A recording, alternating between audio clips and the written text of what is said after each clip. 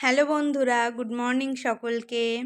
তো সকাল সকাল আজকে ঘুম থেকে উঠে পড়েছি, 7টার সময় উঠেছি। এখন বাজে হচ্ছে 8:20 মতো। তো ফ্রেশও হয়ে গেছি। আর হচ্ছে এখন একটু কিছু খাবো, এখনও কিছু খাইনি। ওষুধ ছিল, ওষুধটা খেয়ে নিয়েছি।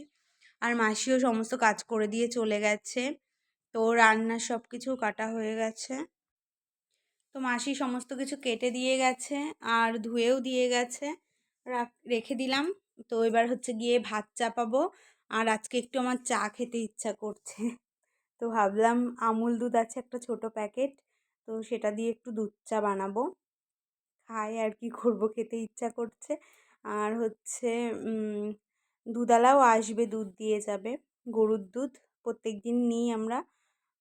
রাতের দিকে মাঝে মাঝে খাই আর সন্ধেবেলায় আমি খাই। মাঝে মাঝে যেদিনকে হয়তো চিকেন বা তেল মশলার জিনিস হলো না সেদিনকে আমি খাই, আর না হলে আমার দেওর আছে, ও খেয়ে নেয়। 500 করেই নেওয়া হয়।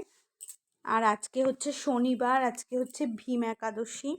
তো আজকে নিরামিষ রান্না করব। আমরা এমনি অন্য দিন নিরামিষ খাই না, বুধবারটাই খাই। তো ভাবলাম আজকে নিরামিষ খাওয়া যাক। তো আজকে একদম সিম্পল রান্না হবে। কি রান্না করি পরে দেখাবো তোমাদেরকে। তো চা আর খাইনি, বিস্কুট খেয়ে কাজে লেগে পড়েছি, মানে রান্না বান্নার। এই যে ভাত বসিয়ে দিয়েছি, ভাত ফুটছে, আর এদিকে কুমড়ো শাক সেদ্ধ করে রাখলাম।